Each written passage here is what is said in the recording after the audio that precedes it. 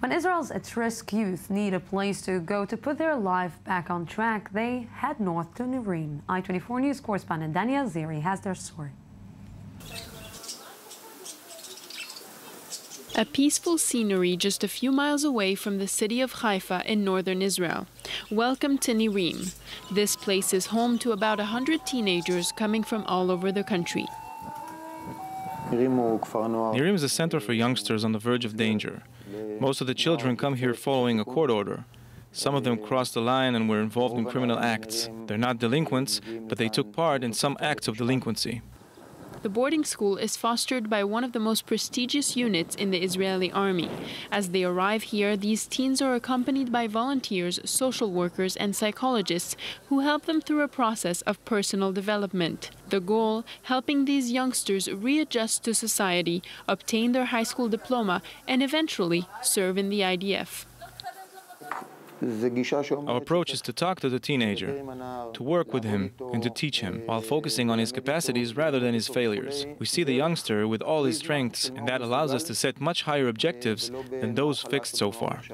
This transition is done through a lot of communication, but also through techniques such as wilderness therapy, a process which can be often very difficult for these adolescents. My father passed away when I was 6. I didn't know how to manage my feelings. I went through drugs, violence, police, a lot of pain. I came here at the age of 15 to start changing and redirecting my life on the right track.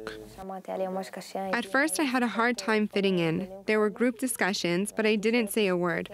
On the second year, I started to open up a little bit to the people here. These young people's journey at Nirim is full of challenges through which they learn to cope with complex everyday situations. Before then, when I had a fight with my parents, the first thing I did was to run away. I didn't cope with the difficult things happening in my life. I didn't admit my wrongs, and as I spent some time here, I learned to recognize the harm I was causing.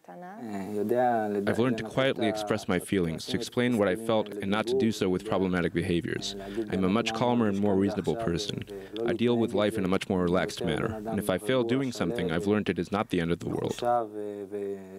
I've discovered my strong points within me. Here they want to make you speak out and express your feelings, but I also discovered the bad things I had in me. For example, I used to seek revenge any time people bothered me. In just a few months from now, some of these young adults will have graduated from school and joined the IDF. Despite the fears and dangers that may come with this new beginning, they feel like they now hold the necessary tools to face life outside of the gates of Nirim.